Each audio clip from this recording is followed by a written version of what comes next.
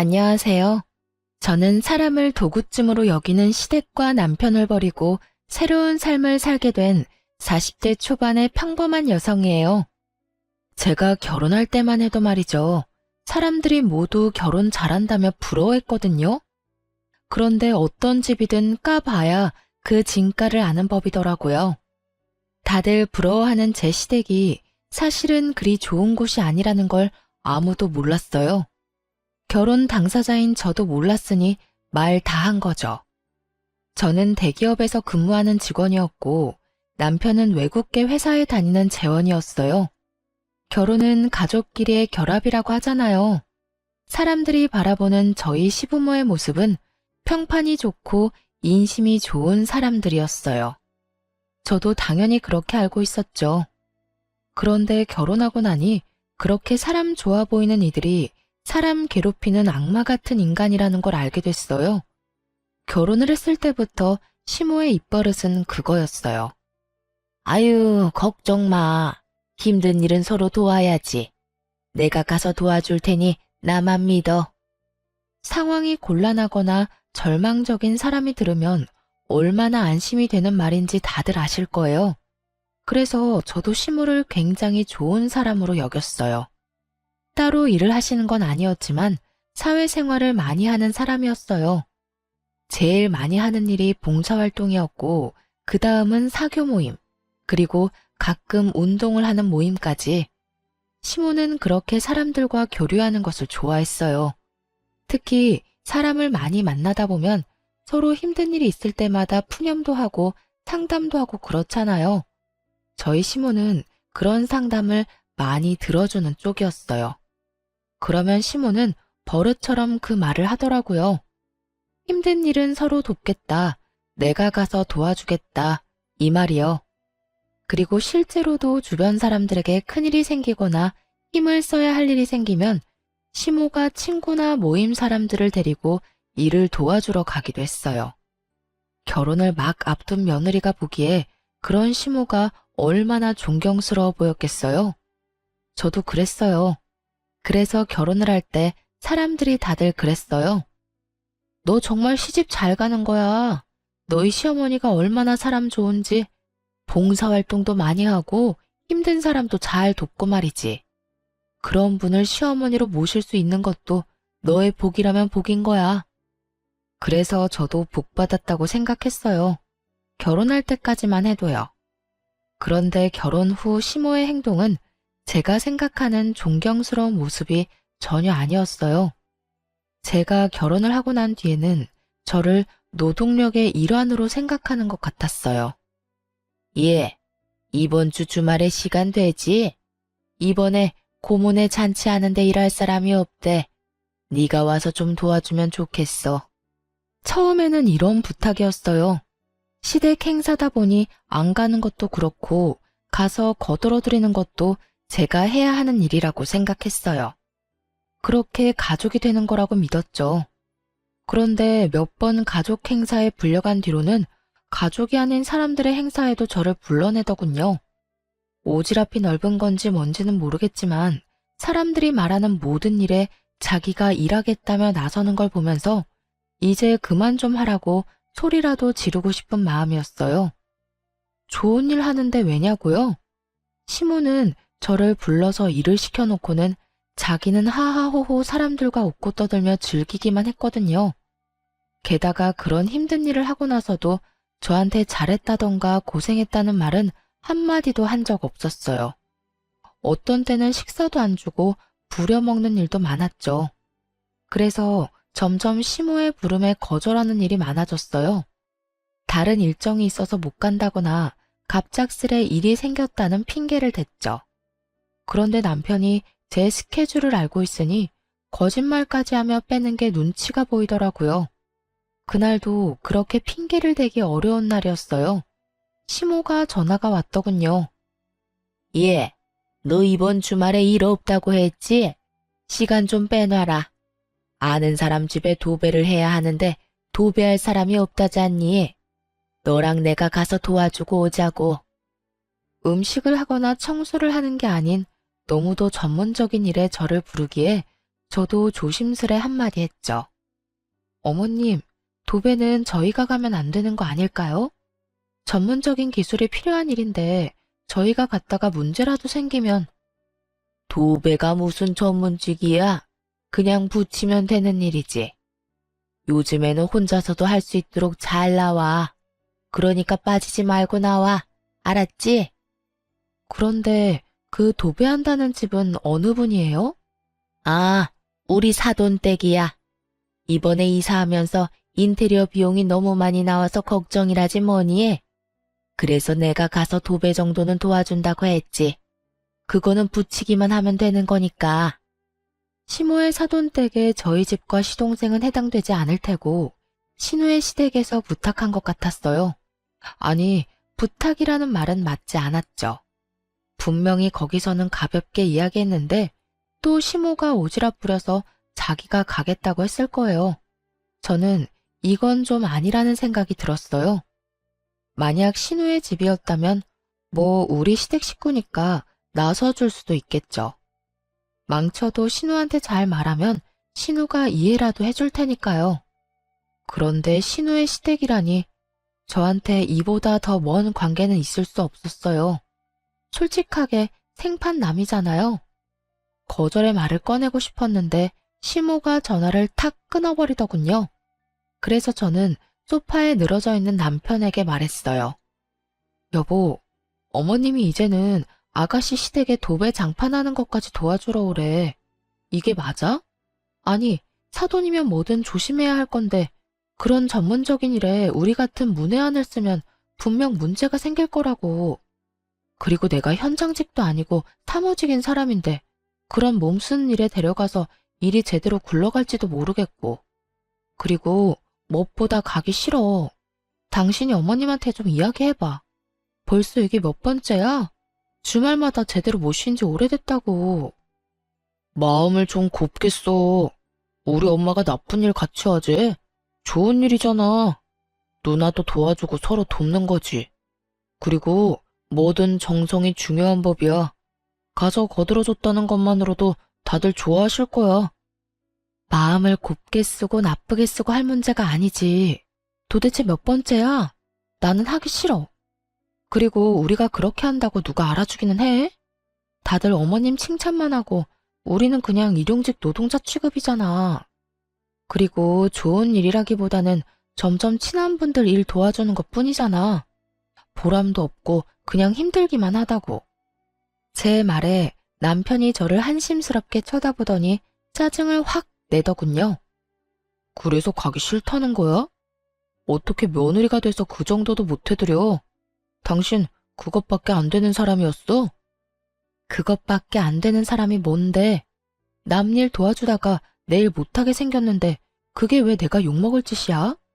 그리고 세상의 며느리들은 전부 시모가 받아온 일에 다 차출되어 나가야 하니?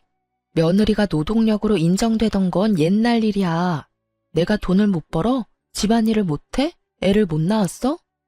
남들 하는 만큼 하고 더 하고 있는데 너는 이런 나한테 또 일 시키고 싶어? 아, 말이 통하지를 않네. 그럼 일이라고 생각하지 말고 가족끼리 교류라고 생각해. 그러면 일하기 더 쉽겠지. 남편놈 말에 화가 확 나더라고요. 이게 자기 일 아니라고 아주 아무 말이나 짓거리더라니까요. 그렇게 도배 일을 하러 가서 결국 고생이라는 고생은 다 하고 왔어요. 그 다음 날은 팔을 못 움직일 정도로 근육통이 왔고 몸살에 걸릴 정도였거든요. 게다가 전문가가 아무리 알려줘도 기술이 없으니 얼마나 허술하게 붙였겠어요. 그게 제 눈에도 보이더라고요. 도와주면서도 저는 걱정부터 됐는데 정작 시모는 태연자약하게 사돈어른과 대화 나누고 있더군요. 그래서 열심히 하지 않았어요. 그냥 제가 많이 힘들지 않을 정도로만 했어요. 왜 힘내야 하는지도 모르겠고 잘한다고 떡 하나 더 줄 거 아니라는 걸 아니까요. 그렇게 도배 일을 하고 나서 저도 남편에게 제가 느낀 그대로 돌려주기로 했어요. 그리고 때를 기다렸죠. 여보, 이번 주 토요일에 엄마가 밥 먹으러 오라는데? 이번 주 토요일? 응. 당신 요새 얼굴 못 본 지 좀 됐잖아. 엄마가 오면 맛있는 밥 사준대. 밥이나 함께 얻어먹고 오자. 남편은 오랜만에 외식에 기분이 좋았는지 흔쾌히 저희 친정으로 가기로 했어요. 그리고 저는 속으로 코웃음을 쳤죠. 토요일이 돼서 남편을 데리고 친정에 갔는데 집이 한바탕 뒤집어져 있었어요. 저희 집은 아버지가 목공 기술자셔서 혼자서 집을 자주 고치기도 하시거든요. 그날도 딱 그랬어요. 뻥 뚫린 전원주택의 울타리를 설치하는 일을 하고 계셨어요. 다른 직원들은 쉬는 날이니 부를 수도 없고 아버지 혼자 힘들게 일을 하고 계셨거든요. 그 모습을 보며 제가 남편 옆구리를 쿡 찔렀어요. 뭐해? 가서 좀 도와드려. 어른이 혼자서 무거운 거 드는데 안 도와줄 거야? 제가 그렇게 말하자 남편이 인상을 팍 쓰더니 느릿느릿 친정아버지에게 갔어요. 저는 그런 남편 뒤통수에 대고 큰 소리로 외쳤죠. 아빠, 박서방이 도와준대. 일 빨리 마치고 맛있는 거 먹자. 제 목소리에 남편이 뒤를 돌아보며 이게 무슨 짓이냐는 표정으로 쳐다보더라고요. 저는 씩 웃어줬어요. 그리고 친정아버지한테 한마디 덧붙였죠. 박서방 힘세. 일 팍팍 시켜. 그렇게 남편의 고난은 시작됐어요. 울타리는 목재를 세우기로 했고 틀은 철이었죠. 그 무겁고 단단한 걸 옮기는 일은 남편이 도맡았고요. 도배일과는 다르게 전문적인 건 아버지가, 힘쓰는 건 남편이 하니 결과에 대한 걱정도 없었어요. 다만 힘쓰는 사람이 많이 힘들었을 뿐이죠. 그렇게 오전부터 일을 시작해서 중간에 국수 한 입 하고 저녁까지 일만 했어요. 그리고 저녁 식사로 돼지갈비를 얻어먹고 왔어요. 내려오는 길에 남편이 그러더군요. 당신 이거 일부러 그랬지? 식사하자고 불러서 일 시키려고. 무슨 생각으로 이런 짓을 한 거야? 무슨 생각? 좋은 일 할 때 같이 하자며. 어머님은 시댁일 아니라도 열심히 참견해서 좋은 일 하잖아. 나 데리고. 그러면 당신도 우리 집에 좋은 일 좀 해주면 안 돼? 당신은 이번이 처음이면서? 제 말에 남편이 당황한 듯 말했어요. 아니, 그거랑 이거랑 같아? 그건 좋은 일 하자고 부르는 거고, 엄마가 너한테 악감정이 있어서 그러는 것도 아니잖아. 나라고 당신한테 악감정 있어서 그러는 거 아닌데? 그냥 당신도 느껴보라고. 당신이 지금 느끼는 그 기분이 내 감정인 거. 어머님한테 불려갈 때마다 그런 감정 느끼는데 당신도 이제는 이해가 되지? 그러니까 앞으로도 계속 우리 집에 불려올 거 아니면 당장 어머님한테 나 불러내서 노동력으로 쓰는 거 하지 말라고 말해. 너도 나한테 강요하지 말고. 제 말에 남편이 어이없다는 듯 저를 쳐다보더군요. 뭐라고 말하고 싶은데 할 수 있는 말이 있을 리가요. 화를 안 냈으면 또 모르겠는데 이미 화도 다 냈고 상황은 자기보다 제 쪽이 더 나빴고 그러면 답이 나온 거죠. 입도 뻥긋 못하는 남편 얼굴을 보며 웃으며 말해줬어요. 아니다 싶으면 어머님한테 아무 말 하지 말고 나 거기 일하러 보내도 돼. 대신 알지? 우리 친정집이 주택이야. 할 일이 주말마다 쌓이는 곳이지. 얼마 전에 들어보니까 지붕 뚫고 거실에 통나무 난로 하나 드리려고 하던데 그거 할 때 당신 부르면 잘할 것 같네. 안 그래? 제 말에 남편놈이 잠시 상상하는 듯 하더니 금방 꼬리를 내리더군요. 알았어. 내가 엄마한테 잘 말해볼게. 대신 너도 앞으로 이런 일 자제해. 쉬는 날 쉬지도 못하고 이게 무슨 봉변이야? 내 말이 쉬는 날 쉬지도 못하고 어머님한테 도대체 몇 달을 불려갔어? 당신이 생각해도 너무한 거 맞지? 제 말에 남편이 또 한숨을 쉬며 입을 꾹 다물었어요. 입을 열면 열수록 손해라는 걸 알고 나니 더 이상 아무 말 없더라고요. 그러게 이런 조치를 취하기 전에 알아서 잘했어야죠. 그런데 남편이 난감한 얼굴로 중얼거리더라고요. 아, 근데 엄마한테 어떻게 이야기하지? 말 꺼내자마자 난리 날 건데. 그래서 안 할 거냐는 식으로 째려보니 남편이 급히 변명하듯 말하더군요. 아니, 나한테만 그러는 게 아니라 당신한테도 뭐라고 할까봐 그러지. 그런 고민은 며칠 뒤에 쏙 사라져버렸어요. 남편이 좀 더 쉽게 이야기할 수 있는 상황이 만들어졌거든요. 시댁 모임 자리에서 신우가 씩씩거리며 들어와서는 시모에게 한바탕 퍼부은 거예요. 엄마, 앞으로 우리 집안일에 뭐 해주겠다고 나서지 마. 내가 엄마 때문에 얼마나 쓴소리 들었는지 알기나 해? 게다가 돈도 2배로 들고. 응? 그게 무슨 소리야? 무슨 쓴소리를 들어? 엄마가 도배 도와줬잖아. 그때 하고 나서 그 방만 도배가 다 울고 풀자국도 보이고 몰딩에 흠집까지 나서 시어머니가 나한테 괜히 사돈댁에 맡겨서 말도 못하고 이게 무슨 일이냐고 하셨어. 아니, 전문가가 하라는 대로 했으면 다 잘 된다며. 그거 그냥 가서 붙이면 그만이라며? 돈 아끼려다가 이게 뭐야? 시모가 저를 돌아보면서 묻더군요. 너 하라는 대로 안 했니? 왜 저런 소리가 나와? 저야말로 황당했어요. 그걸 왜 저한테 묻는지. 어머님, 제가 미리 말씀드렸잖아요. 기술자도 아닌데 잘못하면 욕 얻어먹는다고요. 전문 인력도 아니니 문제 생기는 것도 당연하고요.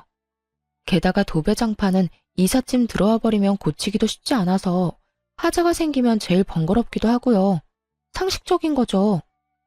너 일하기 싫어서 일부러 그런 거야? 그런 거면 미리 말해. 엄마, 그만해요. 와이프 사무직이야. 손재주가 그렇게 좋은 사람도 아니고. 그런 사람 불러다가 일 시키는 것도 상식적으로 생각하면 좀 아니지. 그리고 이 사람 생각도 좀 해요. 추궁할 게 아니라. 일해주고 욕 얻어먹는 것만큼 기분 나쁜 일이 어딨어요? 그것도 원해서 한 일도 아니고 시켜서 한 일인데. 뭐? 며느라가, 너도 그렇게 생각하니? 너도 원해서 한 일이 아니라서 열받아? 기분 나빠? 그래서 다 망쳐놨어? 어머님, 일부러 망치려고 한 게 아니라 열심히 했는데도 망한 거예요. 그리고 남한테 인심을 쓰시고 싶으시면 제대로 인심을 쓰셔야죠. 저 같은 초짜 데리고 다니면서 인심 쓰니까 결국 이렇게 문제가 생기는 거잖아요. 그러니까 앞으로는 저 말고 전문가를 데리고 다니세요. 그러면 이런 일도 없을 거예요. 제 말에 시모 얼굴이 부글부글 하더군요. 하지만 틀린 말은 아니었으니 뭐라 말도 못했어요. 게다가 신우가 거기에 확인 사살까지 했거든요. 엄마, 제발 오지랖 좀 부리지 마. 내가 욕먹는 건 어떻게든 참아도 돈 2배로 드는 건 못 참거든? 엄마가 이번에 도배며 장판 다 망하게 만드는 바람에 결국 새 업자 불러서 새로 해야 했어. 짐도 다 옮겨야 했고. 제발 상식적으로 생각하고 행동해. 그렇게 딸과 아들에게 한 소리 듣고서야 시모는 더 이상 저를 불러내지 않았어요. 속 편했죠. 결혼하고 몇 달 만에 편히 쉬는 주말이 이어졌으니까요. 그런데 시모의 문제를 해결했더니 이번에는 시부가 말썽을 피웠어요. 시모는 저를 노동력으로 봤지만 시부는 저를 통장으로 봤거든요. 시부도 시모와 비슷한 사람이었어요. 선심을 쓰고 싶은 사람, 그리고 그걸로 생색을 내며 다른 사람의 존경을 받는 걸 좋아하는 사람. 딱 그런 유형의 사람이었죠. 그런데 시부도 시모랑 똑같은 생각을 가지고 있더라고요. 남의 돈으로 인심 쓰고 자기는 존경받고 싶은 거요. 재주는 곰이 넘고 돈은 주인이 받는다는 말을 그대로 보여주는 사람들이었어요. 시부는 주위 사람들에게 명망 있는 사람처럼 떠받들어지고는 했는데 그게 모두 시부의 선심 때문이었어요. 주변에서 금전적인 도움을 요청하면 거절하는 법이 없었어요. 무턱대고 도와주겠다고 말부터 꺼내놓고 나중에 남편에게 돈을 빌려달라고 말하곤 했거든요. 남편도 모아놓은 돈이 없으니 매번 저한테 부탁을 하기 일쑤였고 저는 그런 남편에게 꼭 갚아야 한다고 말하고 빌려줬어요. 그래서 저는 솔직한 말로 강 건너 불구경 중이었죠.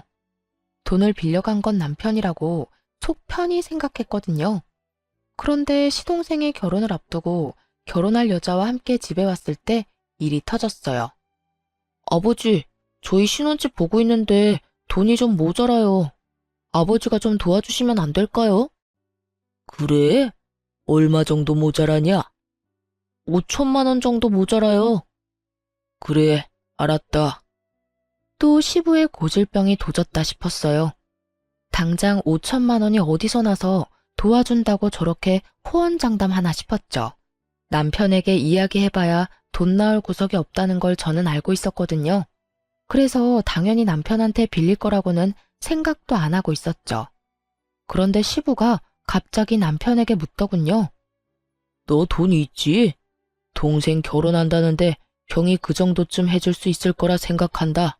돈 좀 마련해봐. 어이가 없었어요. 여태껏 시부가 빌려간 돈만 해도 3천만 원이 넘었어요.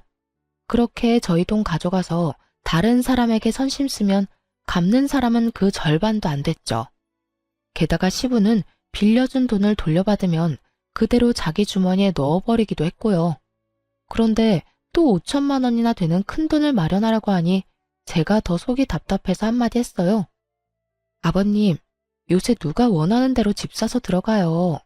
버는 만큼 형편만큼 해서 가는 거죠. 저희 결혼할 때는 월세부터 시작한 거 잊으셨어요? 결혼할 때 이야기 꺼내면 화가 나기는 했지만 말을 안 할 수가 없었어요. 우리는 결혼할 때 지원받은 거 하나도 없는데 갑자기 시동생만 지원해주겠다는 것도 열받았고 그 지원조차도 우리 돈에서 빼내가겠다는 것도 열받았죠. 아니 그럼 애가 곤란하다는데 너희는 형님이 돼서는 아무것도 못 해주겠다는 거냐? 저희가 도와달라고 했을 때 아버님이 그러셨죠? 돈 맡겨놨냐고요. 저희 입장도 그래요. 저희한테 돈 맡겨주신 것도 없으면서 왜 자꾸 돈 내놓으라고 난리세요? 내가 언제 돈 내놓으라고 했어? 동생 도와주라고 했지. 그 말이 그 말이잖아요. 도움을 주고 싶어도 돈이 있어야 도와주죠. 이 사람한테 돈이 있는 줄 아세요?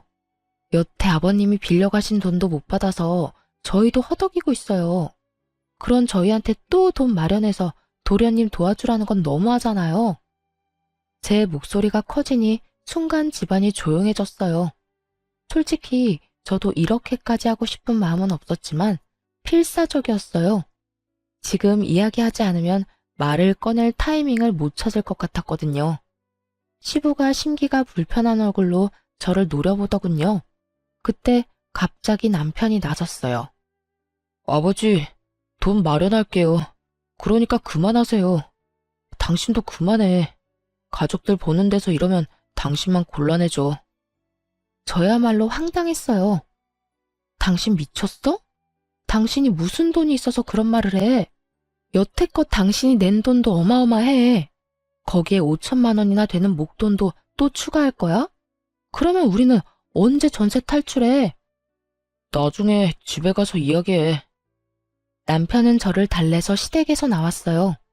시부모들이 저를 날카롭게 째려봤지만 저도 같이 째려봐 줬어요. 집에 돌아와서 제가 남편을 추궁했어요. 당신 도대체 무슨 생각으로 돈 마련하겠다고 한 거야? 당신이 돈이 어디 있어서 여태껏 아버님한테 다 뜯긴 거 아니었어? 저는 남편이 저 몰래 모아놓은 돈이라도 있나 하는 생각을 했어요. 그게 아니면 저렇게 돈 마련해주겠다는 말이 나올 리 없잖아요.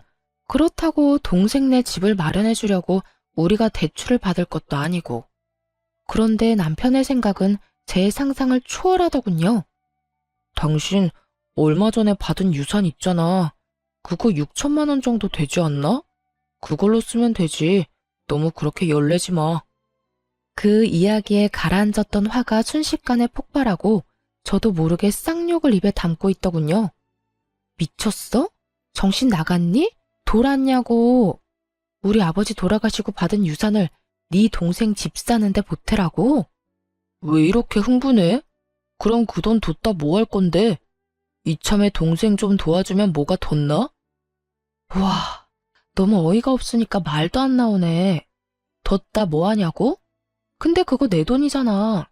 내 허락은 맞고 약속을 하던지 말던지 해야 할 거 아니야. 어차피 당신 줄 거잖아. 아버지가 해달라는데 그럼 무시할 거야? 그래, 무시할 거야. 내가 그 돈을 왜 줘? 네 돈이야? 나는 절대 못 주니까 이번 일 네가 알아서 처리해. 그리고 내가 당신한테 빌려준 돈들, 그 돈도 다 받아와. 이성적으로 생각해. 지금 당장 그 돈을 어떻게 가져와? 상식적으로 말이 안 되잖아. 그럼 장인어른 죽고 나서 받은 유산으로 시동생 집 사는데 보탠다는 건 상식적으로 말이 되는 이야기야? 생각할수록 열받네. 우리 그냥 이혼할까? 내가 아무리 생각해도 이해가 안 가서 그래. 너는 화가 안 나? 네 돈으로 선심 쓰고 아무도 알아주지도 못하는데 화도 안 나? 그렇게 생각하지 마. 아버지 체면 생각해서 해주는 거잖아. 그리고 내가 해드리고 싶어서 해드리는 건데 그게 뭐가 나빠? 호구도 이런 호구가 없더라고요. 솔직히 이번 건은 선을 넘었다고 생각했고 저도 양보할 생각은 요만큼도 없었어요. 우리 이혼하자. 당신 생각에 내가 따라가지를 못하겠어. 너랑 같이 살면 순식간에 빈털털이 될 것 같으니까 우리 이제 그만하자. 제 이혼 요구에 남편은 아무렇지 않다는 듯 자리에서 일어나며 이야기하더라고요. 당신 지금 너무 흥분했어. 일단 진정하고 다음에 이야기해. 이혼은 무슨 이혼이야, 이런 일로. 명백히 회피하는 반응이었어요. 이혼 안 하고 싶으면 아버님한테 가서 말하고 오라고. 그러나 남편은 아무 말 없이 자리를 떴어요. 제가 그 돈 안 준다고 선언했으니 시부에게 당연히 안 될 것 같다고 말한 줄 알았어요. 그런데 시부가 저만 시댁에 오라고 하더군요. 분명 돈을 못 준다는 남편이 말을 했기 때문에 시부가 저만 부른 거라고 생각했어요. 마음 단단히 먹고 갔는데 시부가 뜬금없는 말을 하더군요. 왜 다들 이렇게 연락이 없어? 막내 집 계약했는데 돈은 어떻게 됐냐? 잔금 치르는 날짜 알려줄 테니 그 전에 돈 붙이거라. 아버님, 그이가 돈 안 된다고 말 안 했어요? 무슨 소리야? 연락이 없어서 당연히 될 거라고 생각하고 있었는데 설마 이대로 돈 안 줄 참이냐? 그럼 막내 신혼집은 어떻게 할 거야? 이미 계약까지 했는데. 그거야말로 제가 알 바가 아니죠? 계약을 하든 뭘 하든 저는 이미 안 된다고 이야기했으니 남은 건 남편이랑 이야기하세요. 그리고 이렇게 됐으니 먼저 말씀드릴게요. 제가 분명 남편한테 그 돈 못 준다고 아버님한테 바로 이야기하라고 했거든요. 이야기 안 하면 이혼하자고까지 말했어요. 그런데 말을 안 했네요. 저희 이혼하면 아버님이 여태까지 남편한테 받아간 돈 다 돌려주셔야 돼요. 아버님이 가져다가 다른 사람들 도와주겠답시고 펑펑 뿌린 돈들 전부 다 제 돈이거든요. 악에 바친 것처럼 말하는 제 말에 시부가 제대로 된 답도 못하고 어리둥절해 하더군요. 그 돈이 왜 네 돈이야? 아버님이 가져가는 돈이 하늘에서 떨어지는 줄 알았어요. 남편이 자기 돈 모자라다고 저한테 빌려갔어요. 차용증까지 확실하게 작성해놓고. 이게 다 무슨 말이야? 그 돈이 우리 아들 돈이 아니라 네 돈이었다고? 네, 차용증까지 쓰고 빌려간 돈이요. 시부가 믿지 못하겠는지 남편에게 전화해서 얼른 시댁으로 오라고 했어요. 남편이 헐레벌떡 뛰어들어오고 시부와 함께 있는 제 얼굴을 보고 살짝 놀라더군요. 그런데 남편이 혼자 온 게 아니라 시동생과 함께 들어왔어요. 형, 진짜 그러는 거 아니야. 해주겠다 해놓고 입 싹 닦는 게 어딨어? 그리고 형수님도 너무한 건 마찬가지예요. 형이 돈 해주겠다고 했는데 왜 안 된다고 퇴짜를 놔요? 형이 벌어서 형이 쓴다는데 형수가 왜 난리냐고요? 돈 있다면서요. 그런데 왜 못 준다는 거예요? 왜? 지금 저한테 어떤 말을 하고 있는지 생각은 하고 입방정 떨고 있어요? 뭐라고요? 돈이 그렇게 필요하면 도련님 부모님 돌아가신 뒤에 그 유산으로 집 사세요. 이렇게 말하면 도련님은 기분이 좋아요? 도련님이 말하는 그 있다는 돈, 제 아버지 돌아가시고 받은 유산이거든요? 친정아버지가 죽고 나서 받은 유산을 제가 왜 도련님한테 써야 하죠? 제 말에 집안에 있는 모두가 꿀먹은 벙어리처럼 아무 말도 못하고 서로 눈치만 보더군요. 그 돈 뒀다 뭐에 쓰냐는 남편보다는 그나마 정상적인 반응이었죠. 여보, 진정해. 왜 여기까지 와서 이래? 나랑 이야기하자니까. 일단 진정하고. 뭘 진정해? 나 당신이랑 이혼하겠다고. 여기 내가 오고 싶어서 온 줄 알아? 아버님이 왜 돈 안 주냐고 잔금 치르는 날까지 돈 붙이라는 말하려고 날 여기에 부른 거라고. 이 호구 상호구야. 나 너랑 결혼 생활 유지할 생각 없으니까 내 몸에 손대지 마. 그래도 이혼이라는 말 쉽게 내뱉지 마. 난 당신이랑 이혼할 생각 없다니까. 그럼 나한테 사과하고 아버님한테 그 돈 못 준다고 이야기하라고 했잖아. 내 말 다 무시하면서 나하고 이혼을 안 하겠다는 심보는 무슨 심보야? 남편이 왜 이혼을 안 하려는 건지 대충 짐작은 갔어요. 이혼을 하려면 저한테 빌린 돈도 다 갚아야 했고 제가 벌 돈이 아까웠던 건지도 모르죠. 어떻게든 떼어내고 싶었던 저는 남편에게 거짓말을 하기로 했어요. 그래, 그럼 이혼하지 말고 같이 살자. 잘 됐네. 안 그래도 나 그 유산 다 쓰고 없거든. 당신이 그 말 했을 때 너무 화나서 명품 가방 비싼 거 해외 직구로 구매해놨어. 오는데 3주 걸린다더라. 그리고 당신한테 속이고 있었는데 나 퇴사까지 했어. 내일부터 일 안 가. 돈 버는 거 없으니까 당신이 이제 나 먹여 살리면 되겠네. 제가 배째라식으로 나오니 이번에는 남편이 눈에 띄게 당황하더군요. 설마 진짜로 퇴사했어? 당신 거기서 받는 연봉이 얼만데 거기를 그만둬. 그리고 명품 가방? 당신 생각이 있는 거야? 그 돈을 다 쓰면 어떡해. 내가 그 돈 안 쓰면 너희 집에 다 뺏기게 생겼는데 안 쓰고 배겨? 나를 여기까지 몰아붙인 게 너야. 내 탓하기 전에 네 행실부터 돌아봐.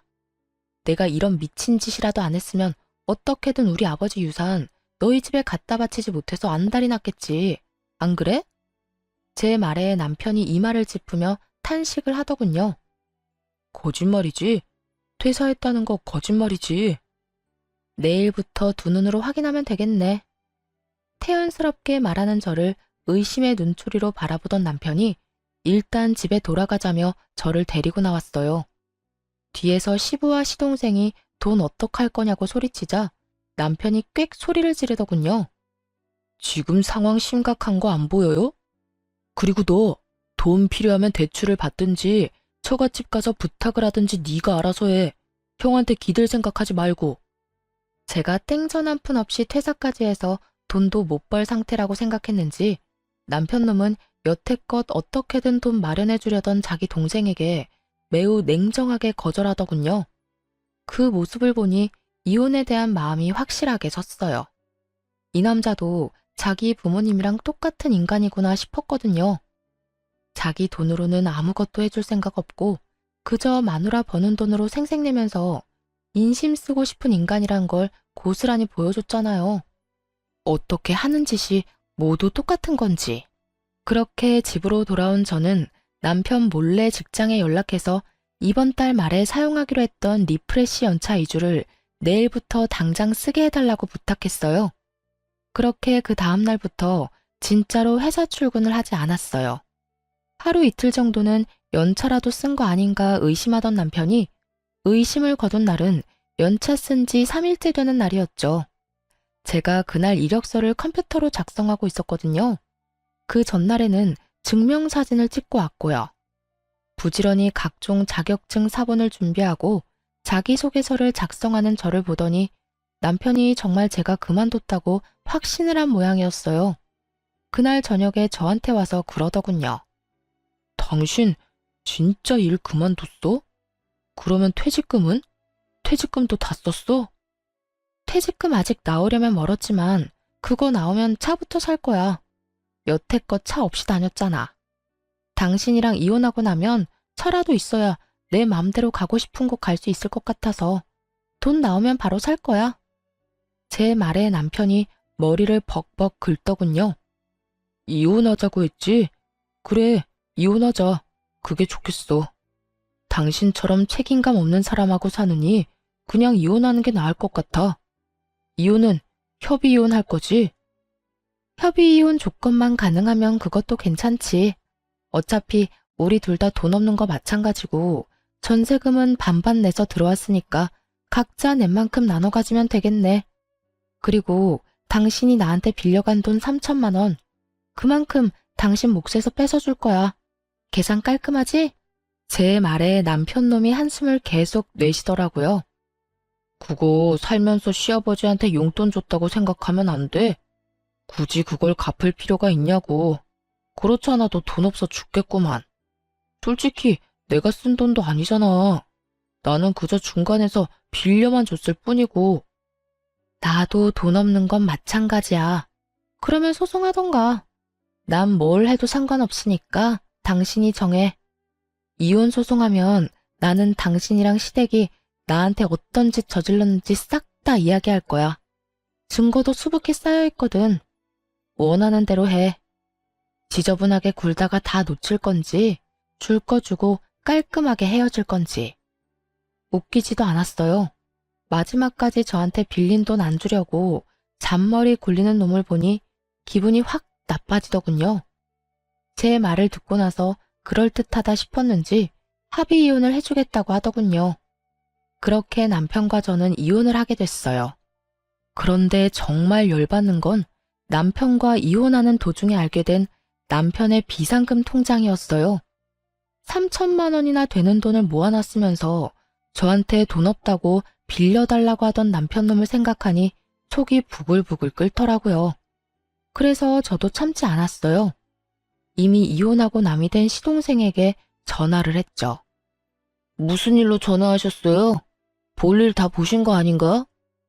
삐딱하게 말하는 시동생에게 제가 말했죠. 형이 집 먼저 다 빼갔는데 통장이 하나 있더라고요. 안 쓰는 통장인가 싶었는데 통장 정리해보니 그 안에 3천만 원이나 들어가 있던데요. 작년에 이미 그 돈 모아놨던데 그쪽 형한테 전해주라고요. 전 그 인간 꼴도 보기 싫거든요. 이만큼 뒷돈 차놓고 동생한테 주기 싫어서 장인어른 유산 탐내는 인간이라니 정이 다 떨어지네요. 제 말을 듣고 있던 시동생이 부들부들 떨며 되묻는 걸 보며 저는 속으로 박수를 쳤죠. 형 통장에 돈이 그만큼 들어있었어요? 형 진짜 너무하네.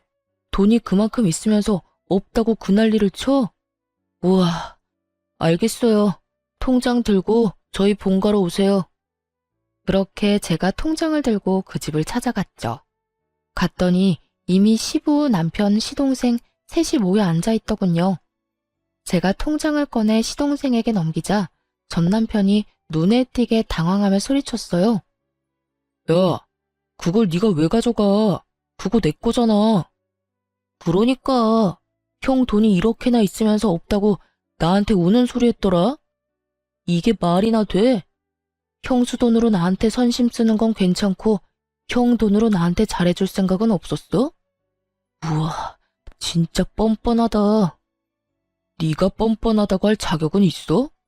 네 힘으로 신혼집 마련 못해서 가족들한테 손 벌리는 주제에 뭐 잘났다고 네가 날 욕해?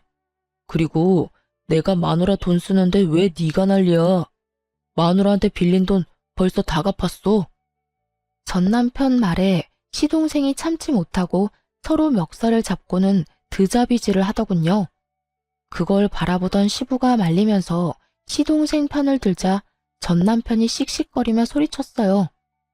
아버지, 동생 편들 생각 말고 저한테 빌린 돈이나 갚으세요.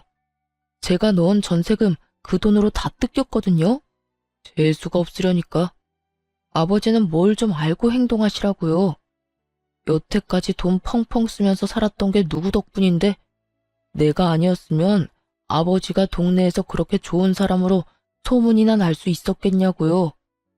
시부가 썼던 돈이 자기 돈이라고 생각하는 전 남편을 보니 참으로 웃기지도 않았어요.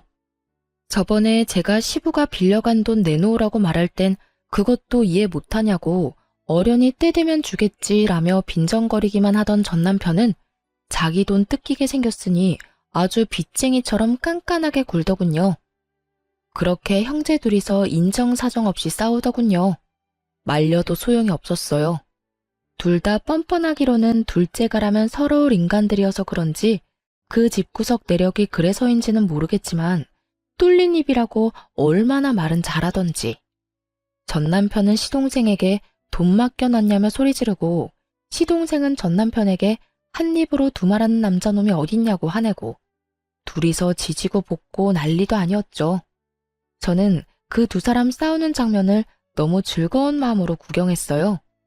이제 더 이상 저랑 연관도 없는 인간들인데다가 저는 이미 법적인 관계며 돈관계며 싹 다 청산했으니까요. 받을 돈도 줘야 할 돈도 없는 깨끗한 사이였거든요. 가족들끼리 서로 싸우도록 만들어 놓고 저는 편하게 싱글맘 생활을 시작했어요. 혼자서 애를 키우는 건 힘들었지만 그래도 친정 부모님 덕에 버틸 수 있었어요. 그래서 이혼 후 새로운 집도 친정과 가까운 곳으로 옮겼어요. 그렇게 몇 달 동안 싱글 라이프를 만끽하며 지내던 제게 전 시부모의 이야기가 들려온 건 아주 우연한 만남 때문이었어요. 시모의 봉사활동 모임에서 자진 탈퇴한 분과 저희 할머니의 상담차 갔던 사회복지센터에서 만나게 됐거든요. 친정 근처에 있는 복지센터에서 일하는 줄 몰랐는데 그렇게 만나니 반갑더군요. 그 사회복지사가 저한테 말해주더라고요. 두 사람의 씁쓸한 현재의 모습을 말이죠. 이혼했다고 들었어요. 그런데 내가 이런 말 하는 거 좀 선 넘는 것처럼 들릴지는 모르겠지만 진짜 이혼 잘했어요. 그 사람들 마지막에는 정말 최악이었거든요. 무슨 일 있었던 모양이네요. 저는 이혼하고 나서 별 신경을 안 써서 소문 같은 것도 못 들었거든요. 정말요? 그 집 한동안 정말 조용했거든요. 알다시피 거기 할머니 할아버지가 쓸데없이 오지랖이 대단했잖아요. 그래서 도와줬던 사람들이 꽤 많았어요. 아들 이혼하기 전까지는 그렇게 활발하게 활동하더니 아들 이혼하고 나서는 사람들하고 연락을 뚝 끊더라고요. 집에 안 좋은 일이 있으니 다들 그러려니 했지만 모르는 사람들은 또 모르잖아요. 그러니 예전에 도움받았던 사람들이 왜 자기 연락은 안 받냐면 난리가 난 거예요, 글쎄. 저와 남편이 이혼하고 나서 얼마간은 조용했다고 해요.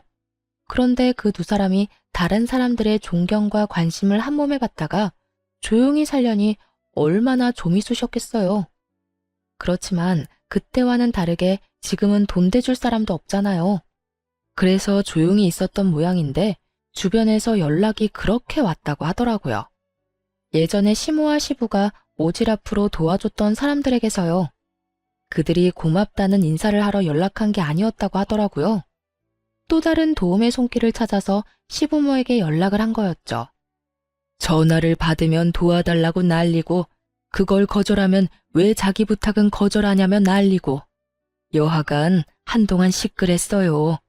근데 그 집 사정도 들어보니 딱하던데요. 여태 도와준 것도 다 돈 빌려서 도와준 거였다고 하던데 요새 세상에 그렇게 남 돕는 일이 쉽지 않잖아요. 그래서 우리가 도울 일 없나 하고 알아봤는데 그때 알게 된 거죠. 이분들이 봉사에는 관심이 요만큼도 없고 여태껏 남을 도울 수 있었던 것도 며느리한테서 빌린 돈 때문이었다는데 우리가 그 이야기 듣고 어찌나 놀랐는지. 그리고 사돈 유산까지 달라고 떼를 썼다던데 어떻게 인간의 탈을 쓰고 그런 짓을 할 수 있을까요? 이야기 듣는데 참 웃겼어요. 여태껏 며느리 돈과 노동력으로 인심 펑펑 쓰며 다른 사람 관심을 얻던 분들인데 이제는 제가 없으니 돈 나올 구석도 없었겠죠. 그래서 그 사람들의 요구를 다 거절했던 것 같더라고요.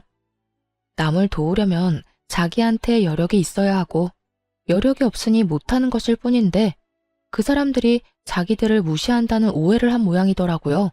그때야 어디서든 돈을 마련할 수 있었겠지만 지금은 전 남편과 시부 사이도 틀어져서 돈은 구경도 못한다는 말을 들었었거든요. 그러니 평소라면 도와줬을 사람들을 못 도와주게 됐고 그걸 또 동정 여론을 만들어 보려고 했는데 결국 까져보니 다 자기들이 뿌린 씨앗이었다는 걸 다른 사람들이 알게 된 거죠. 어쨌든 우리가 그 사실을 알고 얼마나 놀랐는지 당장 그 사람들하고 거리 두고 빠져나왔죠. 그랬더니 그 집 어른들한테 도움을 받았던 사람들이 모조리 그 집에 찾아와서 그때 해줬던 게 모자라니 더 해달라고 적반하장으로 요구하고 나서더라고요. 사람이라는 게 참 간사해요. 호의를 베풀면 그게 권리인 줄 아는 사람도 있거든요. 결국 그 때문에 크게 놀라서는 집 문을 걸어 잠그고 지금까지 왕래를 안 한다고 들었어요. 그 이야기를 듣는데 코웃음이 다 나더라고요. 자기 것이 아닌 것을 나누면서 그 모든 관심과 영광을 차지하려고 한 걸 보면 욕심이 끝도 없는 사람들이기도 하죠. 뭐 그러다가 지금처럼 험한 꼴 당하고 있는 거긴 하지만요. 이야기를 들으며 속으로 몇 번이나 그때 이혼한 게 천만다행이라며 가슴을 쓸어내렸어요. 만약 제가 더 어리숙한 사람이었다면 지금도 영문도 모른 채 시부와 시모에게 노동력과 돈을 착취당하고 있었을 테니까요. 그 지옥에서 잘 빠져나온 저는 여전히 다니던 대기업에서 일하며 아이를 열심히 키우고 있어요. 전 남편이 일 그만둔 거 거짓말이었냐며 성질을 냈지만 지금에 와서 그놈이 할 수 있는 게 뭐가 있겠어요. 이제 와서 후회하며 성질 내봤자 바뀌는 건 아무것도 없어요. 그걸 그놈도 알고 있으니 성질만 내고 말더라고요. 싸움에 진 개가 성질만 내며 돌아가는 꼴을 보니 기분은 나쁘지 않더군요. 여러분, 남들이 부러워하는 삶이라는 게 좋은 것만은 아니에요. 그 이면에는 우리가 생각지 못하는 더러운 면들이 더 많을지도 몰라요. 그러니 결혼은 신중하게 하세요. 너무 잘난 것도 아니고 너무 못난 것도 아닌 어중간한 사람이더라도 평범하기만 하다면야 속 썩이고 살 일 없을 테니까요. 이상 저의 속 터지는 대화 한 장의 연속이었던 결혼 생활에 대해 지금까지 들어주셔서 너무 감사해요. 저는 즐겁게 읽어주셨으면 그걸로 좋아요. 당시에는 고통이었지만 지금은 저에게도 쌤통인 일이거든요. 그럼 오늘도 즐거운 하루 보내세요.